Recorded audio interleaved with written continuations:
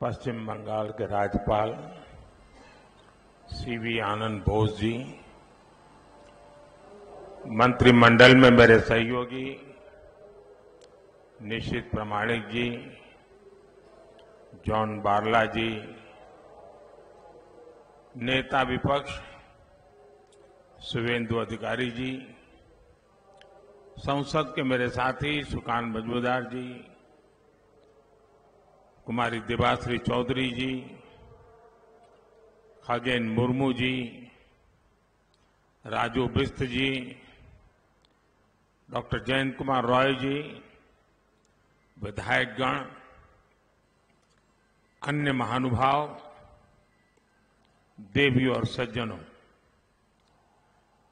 प्राकृतिक सुंदरता और चाय के लिए प्रसिद्ध नॉर्थ बंगाल की इस धरती पर आना मेरे लिए बहुत सुखद है। आज यहां हजारों करोड़ रुपए की विकास की परियोजनाओं का लोकार्पण और शिलान्यास हुआ है। ये विकसित बंगाल की तरफ एक और अहम कदम है। मैं इन विकास कार्यों के लिए बंगाल के लोगों को, नॉर्थ बंगाल के लोगों को बधाई देता हूं। साथियों, नॉर्थ बंगाल का एक क्षेत्र हमारे नॉर्थ ईस्ट का गेटवे है और यहां से पड़ोसी देशों के साथ व्यापार के रास्ते भी जाते हैं। इसलिए इन 10 वर्षों में बंगाल और विशेषकर नॉर्थ बंगाल का विकास भी हमारी सरकार की प्राथमिकता रहा है। नॉर्थ बंगाल के तेज विकास के लिए इस क्षेत्र में 21वीं सदी का रेल और रोड इंफ्रास्ट्रक्चर बनाना ही होगा। इसी सोच के साथ आज एक लागी से बालूरघाट, सिलीगुड़ी से आलुआबाड़ी और रानीनगर जलपाईगुड़ी हल्दीबाड़ी के बीच रेल लाइनों की इलेक्ट्रिफिकेशन का काम पूरा हुआ है। इससे उत्तर दिनाजपुर, दक्षिण दिनाजपुर, कूचबिहार और जलपाईगुड़ी जैसे जिलों में ट्रेनों की रफ्तार और बढ़ेगी। सिलीगुड़ी से सामुकतला रूट, इसके इलेक्ट्रिफिकेशन से आसपास के जंगल और वन्यजीव प्रदूषण से भी बचेंगे। आज बारसोई राधिकापुर सेक्शन का भी इलेक्ट्रिफिकेशन पूरा हो गया है। इसका फायदा पश्चिम बंगाल के साथ साथ बिहार के लोगों को भी होना है। राधिकापुर और सिलीगुड़ी के बीच एक नई ट्रेन सेवा शुरू हुई है। बंगाल का मजबूत होता ये रेल इंफ्रास्ट्रक्चर यहां विकास की नई संभावनाओं को गति देगा, सामान्य मानवीय का जीवन सुखद बनाएगा। साथियों, एक समय था जब नॉर्थ ईस्ट की तरफ बढ़ते ही ट्रेनों की रफ्तार धीमी हो जाती थी, लेकिन हमारी सरकार का प्रयास नॉर्थ बंगाल में भी ट्रेनों की रफ्तार वैसी ही बढ़ाने का है जैसे पूरे देश में बढ़ाई जा रही है। अब तो नॉर्थ बंगाल से बांग्लादेश के लिए भी रेल कनेक्टिविटी शुरू हो गई है। न्यू जलपाईगुड़ी से ढाका छावनी तक मिताली एक्सप्रेस चल रही है। बांग्लादेश की सरकार के साथ मिलकर हम राधिकापुर स्टेशन तक कनेक्टिविटी बढ़ा रहे हैं। इस नेटवर्क के मजबूत होने से दोनों देशों की अर्थव्यवस्था और इस क्षेत्र में पर्यटन को खूब बढ़ावा मिलेगा।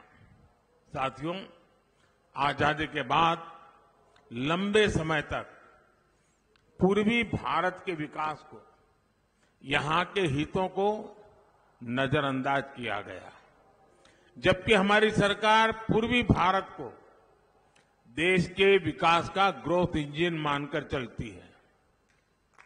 इसलिए इस क्षेत्र में कनेक्टिविटी पर अभूतपूर्व निवेश हो रहा है।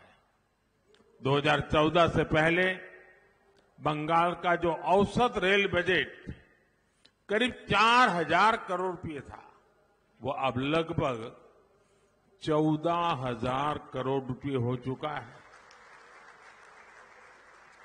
आज उत्तर बंगाल से गुवाहाटी और हावड़ा के लिए semi high speed Vande Bharat express चल रही है। अमृत भारत स्टेशन योजना के तहत जिन 500 से ज्यादा स्टेशनों को आधुनिक बनाया जा रहा है, उनमें हमारा सिलीगुड़ी स्टेशन भी शामिल है। इन 10 वर्षों में हम बंगाल और पूर्वोत्तर के रेल विकास को पैसेंजर से एक्सप्रेस स्पीड तक ले जाए हैं। हमारे तीसरे कार्यकाल में ये सुपर फास्ट स्पीड से आगे बढ़ेगा। साथियों, आज उत्तर बंगाल में 3,000 करोड़ रुपए से ज्यादा की लागत के 2 सड़क परियोजनाओं का भी लोकार्पण किया गया है। ये 4 लेन वाले गोस्पुकुर धूपगढ़ी सेक्शन और इस्लामपुर बाईपास के शुरू होने से कई जिलों के लोगों को लाभ मिलेगा। जलपाईगुड़ी, सिलीगुड़ी और मैनागुड़ी टाउन जैसे शहरी क्षेत्रों में ट्रैफिक जाम की समस्या से मुक्ति मिलेगी। इससे नॉर्थ ईस्ट समेत उत्तर बंगाल के सिलीगुड़ी, जलपाईगुड़ी, अलीपुरद्वार जिलों को बेहतर रोड कनेक्टिविटी मिलेगी। इससे डुआर, दार्जिलिंग, गंगटोक एवं मिरिकी जैसे पर्यटन स्थलों तक पहुंच आसान होगी। यानी इस पूरे क्षेत्र में पर्यटन भी बढ़ेगा, उद्योग भी बढ़ेगा और चाय किसानों को भी फायदा होगा। साथियों, पश्चिम बंगाल के विकास के लिए केंद्र सरकार अपनी तरफ से हर संभव प्रयास कर रही है। एक बार फिर आप सभी को विकास परियोजनाओं की मैं बहुत बहुत बधाई देता हूं, बहुत बहुत धन्यवाद देता हूं। अब ये कार्यक्रम तो यहीं पूरा हो रहा है, लेकिन मेरी बात यहां पूरी नहीं हो रही है। मेरी बात आगे होने वाली है और इसलिए अब यहां से हम खुले मैदान में जाएंगे,